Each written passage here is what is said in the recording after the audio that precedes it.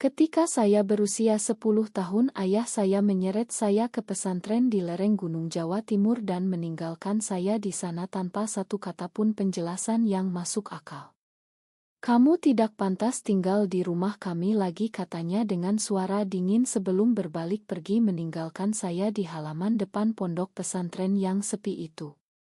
Malam pertama di kamar asrama yang lembab dan gelap, saya menangis sendirian memeluk lutut saya sendiri, tidak mengerti mengapa saya dihukum hanya karena saya pernah bilang kepada ibu bahwa saya suka sekali pada Ani, teman sekelas saya yang rambutnya selalu dikat dua, dan senyumnya membuat hati saya berdegup lebih cepat. Pesantren itu bernama Al-Huda, terletak jauh di pedesaan Banyuwangi, tempat udara dingin menusuk tulang dan aturan sangat ketat. Kiai dan ustaz mengajarkan bahwa perasaan seperti saya adalah dosa besar yang harus disembuhkan dengan doa, puasa, dan pelajaran agama yang berulang-ulang. Setiap pagi pukul 4 saya bangun untuk subuh lalu belajar mengaji sampai siang. Saya mencoba sekuat tenaga untuk menjadi gadis baik seperti yang mereka inginkan. Saya menutup mata saya rapat-rapat ketika mimpi tentang Ani datang lagi dan lagi. Tapi semakin saya tekan perasaan itu, semakin kuat ia kembali seperti air yang bocor dari bendungan retak. Teman-teman asrama mulai menjauhi saya. Mereka bisik-bisik di belakang saya. Ada yang bilang saya kerasukan, ada yang bilang saya anak durhaka. Saya merasa sendirian di tengah keramaian. Ibu saya hanya mengirim surat 1 kali dalam setahun. Surat itu pendek dan dingin. "Jaga nama baik keluarga. Jangan buat malu lagi." Ayah tidak pernah datang berkunjung. Kakak laki-laki saya yang lebih tua bernama Budi kadang mengirim uang lewat kurir tapi tidak pernah bertanya kabar saya. Di pesantren saya belajar keras. Saya jadi juara mengaji dan hal banyak surat pendek. Tapi di dalam hati saya ada lubang besar yang tidak pernah tertutup. Malam-malam saya berbaring di tikar tipis memandang langit-langit kayu yang retak-retak dan bertanya dalam hati, apakah Allah benar-benar membenci saya karena perasaan ini? Saya mulai membenci diri sendiri. Saya memukul lengan saya sendiri sampai memar supaya rasa sakit isik mengalahkan rasa sakit di dada. Tahun demi tahun berlalu. Usia saya 12, 13, 14.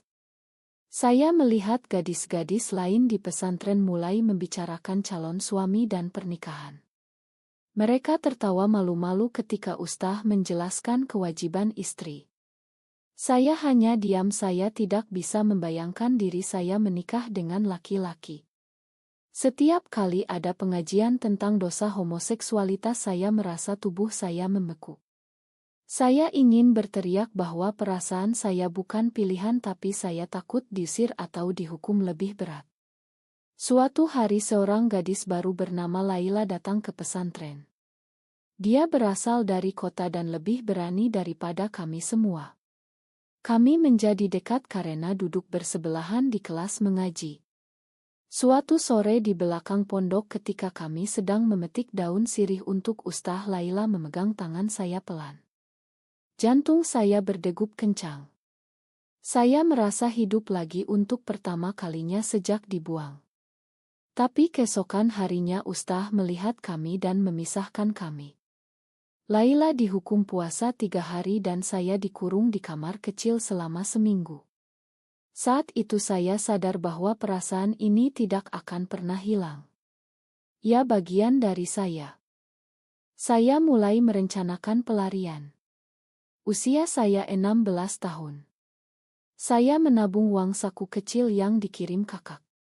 Saya belajar diam-diam dari buku-buku bekas yang dibawa santri lain. Saya ingin kuliah di kota besar. Saya ingin bebas. Pada malam sebelum ulang tahun saya yang ke-17, saya menyelinap keluar dari pesantren membawa hanya tas kecil berisi pakaian dan sedikit uang.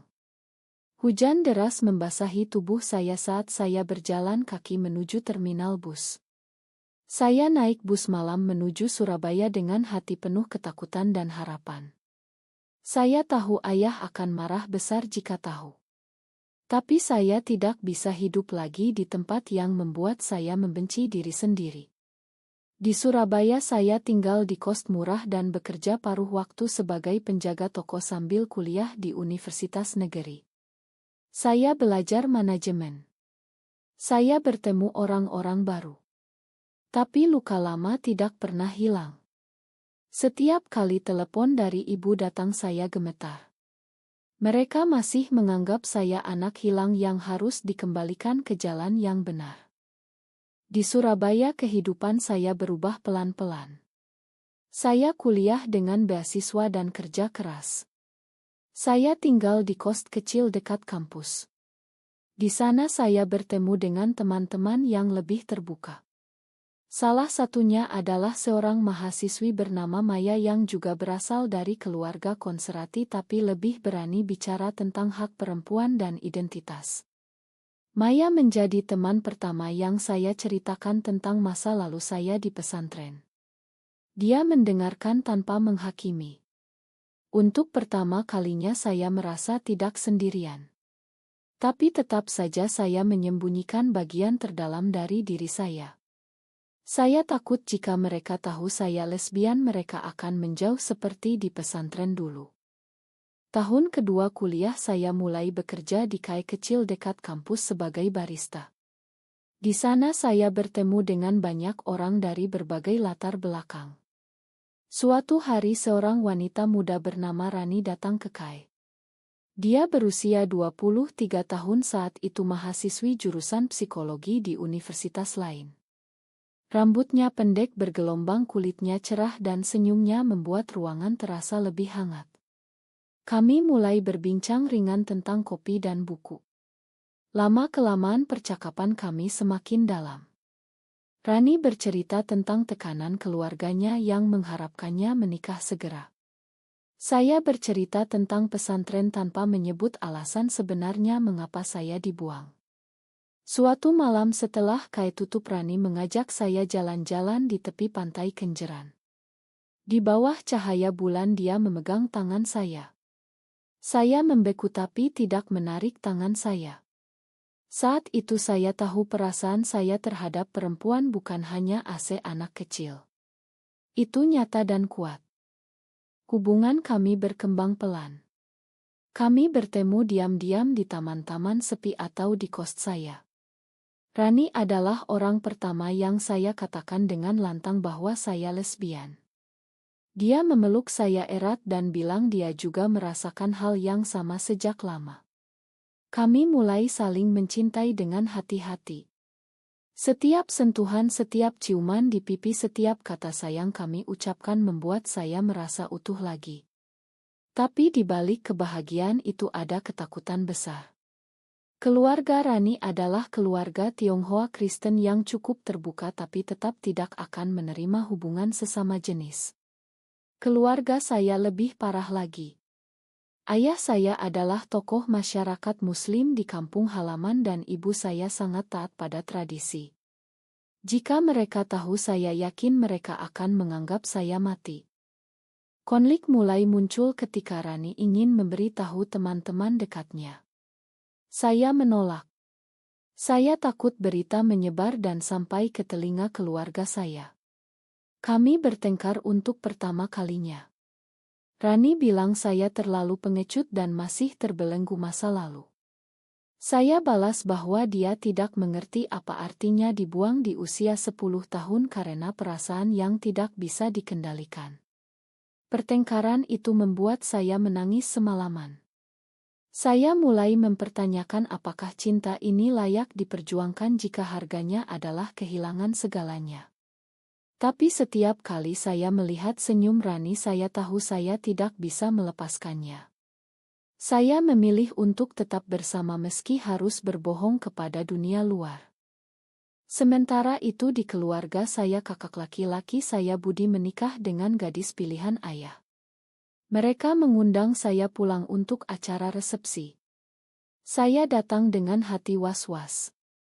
Di acara itu ibu saya menatap saya lama dan bilang seharusnya kamu sudah menikah juga Sinta. Ayah hanya mengangguk dingin tanpa memeluk saya. Malam itu di kamar lama saya yang sudah lama tidak ditempati, saya menemukan oto lama saya kecil bersama Ani. Saya menangis diam-diam, saya sadar bahwa luka itu masih ada dan semakin dalam. Kembali ke Surabaya saya semakin dekat dengan Rani.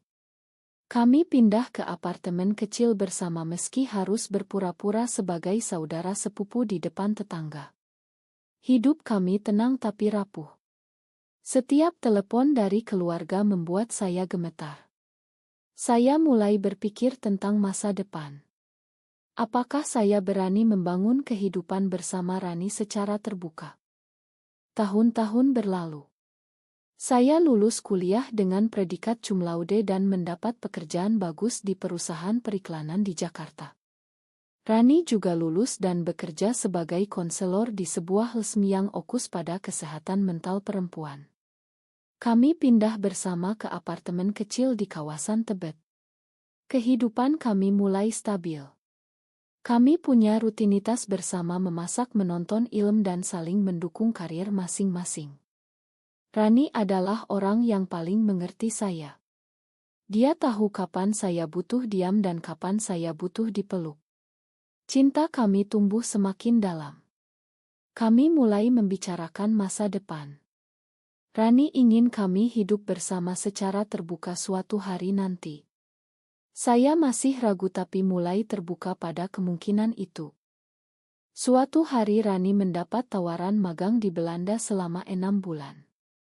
Dia sangat senang tapi juga sedih karena harus berpisah dengan saya. Saya mendukungnya meski hati saya sakit. Selama Rani pergi saya merasa kesepian yang luar biasa. Saya mulai memikirkan kembali masa kecil saya.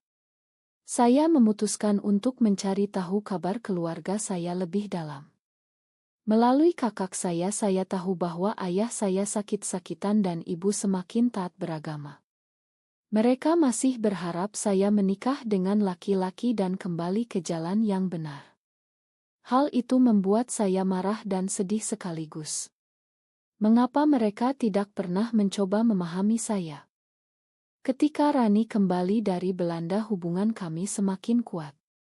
Kami memutuskan untuk merayakan ulang tahun kami yang keempat bersama dengan liburan kecil ke Bali. Di pantai Seminyak di bawah cahaya matahari terbenam, Rani berlutut dan meminta saya menikah dengannya. Saya menangis dan mengiyakan. Kami berpelukan lama. Tapi kebahagiaan itu segera diikuti oleh ketakutan. Pernikahan sesama jenis tidak diakui di Indonesia. Kami harus menikah secara sederhana di luar negeri atau hanya merayakan komitmen pribadi. Rani ingin mengundang beberapa teman dekat. Saya mulai berpikir tentang mengundang keluarga saya. Ide itu muncul tiba-tiba seperti petir. Mungkin jika mereka melihat saya bahagia mereka akan memahami. Mungkin luka lama bisa sembuh. Persiapan pernikahan dimulai. Kami merencanakan acara kecil di villa pribadi di Ubud. Hanya teman-teman dekat dan mungkin keluarga jika mereka mau datang. Saya menulis surat panjang kepada ayah dan ibu. Saya ceritakan perjalanan saya dari pesantren hingga sekarang. Saya katakan bahwa saya mencintai seorang perempuan dan ingin mereka hadir di hari bahagia saya. Saya kirim surat itu melalui kakak saya. Beberapa minggu kemudian kakak saya menelepon. Ayah marah besar. Ibu menangis. Mereka bilang saya telah menghancurkan nama keluarga. Kakak saya sendiri ragu-ragu. Dia bilang mungkin lebih baik tidak usah undang mereka. Tapi saya bersikeras. Saya ingin memberikan kesempatan terakhir kepada mereka. Konflik internal saya semakin dalam. Saya mempertanyakan apakah undangan ini adalah keputusan yang benar atau hanya cara saya untuk membalas dendam. Rani mendukung saya tapi juga khawatir.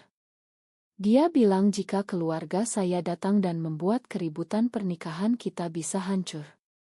Saya tidak bisa tidur malam-malam. Saya membayangkan wajah ayah yang dingin dan air mata ibu. Saya ingat bagaimana mereka membuang saya di usia 10 tahun. Tapi saya juga ingat pelukan ibu ketika saya kecil sebelum semuanya berubah. Saya memilih untuk tetap mengirim undangan resmi. Jawaban mereka datang melalui surat balasan singkat. Mereka akan datang tapi hanya untuk melihat apakah saya masih bisa diselamatkan. Kata-kata itu menusuk hati saya. Persiapan pernikahan semakin intens. Kami memilih tema sederhana alam dan kehangatan. Rani mengurus dekorasi dan saya mengurus undangan serta akomodasi. Teman-teman kami yang tahu tentang hubungan kami sangat mendukung. Beberapa di antaranya adalah aktis Haklud yang memberikan nasihat tentang bagaimana menjaga keamanan acara. Di Indonesia isu seperti ini sangat sensitif. Kami harus berhati-hati agar tidak menarik perhatian negatif. Sementara itu surat dari keluarga saya membuat suasana tegang. Ayah mengirim pesan melalui kakak bahwa mereka akan datang bersama dengan ustaz dari kampung untuk bicara dengan saya sebelum acara. Saya mulai ragu lagi.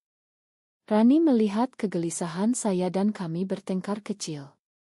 Dia bilang jika saya terus memikirkan keluarga saya mungkin lebih baik acara dibatalkan saja. Saya marah dan bilang dia tidak mengerti apa artinya kehilangan keluarga sejak kecil. Pertengkaran itu membuat kami diam selama 2 hari. Akhirnya kami berdamai dan berjanji akan saling mendukung apapun yang terjadi. Saya memutuskan untuk tetap melanjutkan. Saya ingin membuktikan kepada diri sendiri bahwa saya tidak lagi anak kecil yang dibuang. Hari kedatangan keluarga saya tiba. Mereka datang ke Illa 2 hari sebelum acara. Ayah terlihat lebih tua dan kurus. Ibu menangis ketika melihat saya. Kakak saya berdiri di belakang mereka dengan wajah tegang. Ustaz yang mereka bawa langsung meminta bicara 4 mata dengan saya. Dia mengatakan bahwa pernikahan ini adalah dosa dan saya masih bisa bertobat. Saya mendengarkan dengan tenang meski dada saya sesak. Saya katakan bahwa saya telah mencoba bertobat selama bertahun-tahun di pesantren dan itu tidak berhasil. Saya katakan bahwa saya mencintai Rani dan itu bukan pilihan. Ayah bangkit marah dan bilang kamu sudah tidak anak saya lagi. Ibu memohon saya membatalkan semuanya. Saya menolak. Malam itu mereka menginap di Illa tapi suasana sangat tegang. Rani mencoba berbicara dengan ibu saya tapi ibu saya menolak. Pagi harinya ayah saya mengancam akan membawa saya pulang paksa. Kakak saya mencoba menengahi tapi gagal. Saya merasa kembali ke masa kecil ketika saya dibuang. Tapi kali ini saya tidak lagi anak kecil. Saya berdiri teguh dan bilang ini pilihan saya. Jika mereka tidak bisa menerima saya mereka boleh pergi. Ibu menangis terseduh-seduh. Ayah pergi ke kamarnya. Rani memeluk saya erat sepanjang malam. Saya merasa hancur tapi juga kuat. Saya sadar bahwa saya telah membayar harga yang sangat mahal untuk menjadi diri sendiri. Hari pernikahan tiba. Illa di Ubud dipenuhi bunga segar dan cahaya matahari pagi. Teman-teman kami datang dengan senyum hangat. Rani mengenakan gaun putih sederhana dan saya mengenakan kebaya modern. Kami saling bertukar cincin di bawah pohon beringin besar. Saat itu saya merasa damai untuk pertama kalinya dalam hidup saya. Keluarga saya tetap hadir meski dengan wajah dingin. Mereka duduk di barisan belakang tanpa bertepuk tangan. Setelah upacara ayah saya mendekati saya. Dia bilang saya telah menghancurkan keluarga ini tapi dia tidak akan melarang saya lagi. Ibu memeluk saya singkat dan berbisik makan ibu. Kakak saya mengangguk pelan. Mereka pergi sebelum resepsi selesai. Malam itu Rani dan saya berbaring bersama memandang bintang. Saya menceritakan semua perasaan saya. Saya sadar bahwa mengundang mereka adalah keputusan yang berani meski menyakitkan. Saya telah melepaskan harapan bahwa mereka akan berubah sepenuhnya. Saya memilih untuk membangun keluarga baru bersama Rani. Tahun-tahun berikutnya kami hidup bahagia meski tetap menghadapi tantangan masyarakat. Saya membuka hati kepada teman-teman baru dan mendukung komunitas secara diam-diam. Luka lama tidak pernah hilang sepenuhnya, tapi ia telah menjadi kekuatan. Apakah mengundang orang tua ke pernikahan setelah mereka membuang Anda di usia kecil adalah keputusan yang benar atau salah?